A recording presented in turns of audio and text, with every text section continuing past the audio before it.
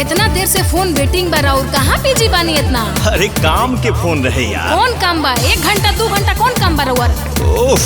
सच काला पति का बुझाता। अरे तक का करी रे? हां तो फोन उठाओ गई ना हमार। बतियाई ना। हां तो जाओ ओकरे से बतियावा।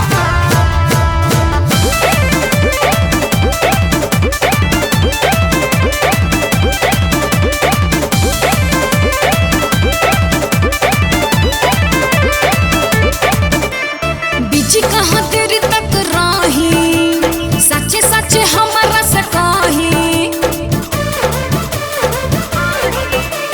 बिजी कहाँ तेरी तक राही, और सच्चे सच्चे हमारा से कही। छही तोर तोहर जानतानी, सच बताई। एगो तू ही बड़ू रानी, हम दिल से कहतानी। गलत फहमी बात है कि तू गो रखले बनी।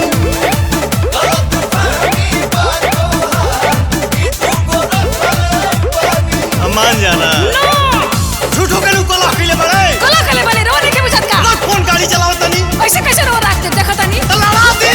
फोन उठाओ के खाली कौन इतना का खिसियातानी? कबो बीजी या कबो बंद बतावता काहे? अरे बैटरी डिस्चार्ज हो गई रहे। अच्छा हमरा पे डिस्चार्ज। हम पे यकीन करो जी, हम पे यकीन करो जी, हम पे यकीन करो जी। तोहरे से प्यार करीला, जोनी कहला में परो जी। तोहरे से प्यार करीला, जोनी कहला में परो जी। झूठा हूँ के ये हो जान करलू तू शक हो।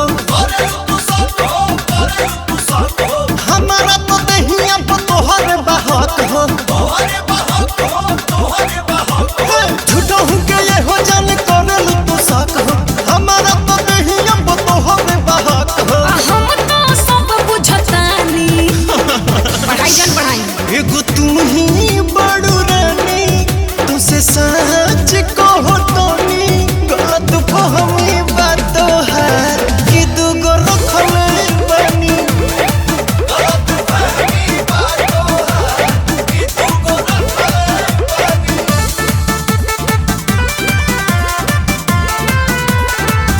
अब कबो कबो आउट ऑफ कवरेज भी बताओता। नेटवर्क ना रहे। आवत हर नेटवर्क खराब तनी आवत तू। चलो फोन रखो। रख के दिखावा तनी। अच्छा तोहरा के कैसे विश्वास दिलाई। न है हनुमान सिंह चीर के देखाई।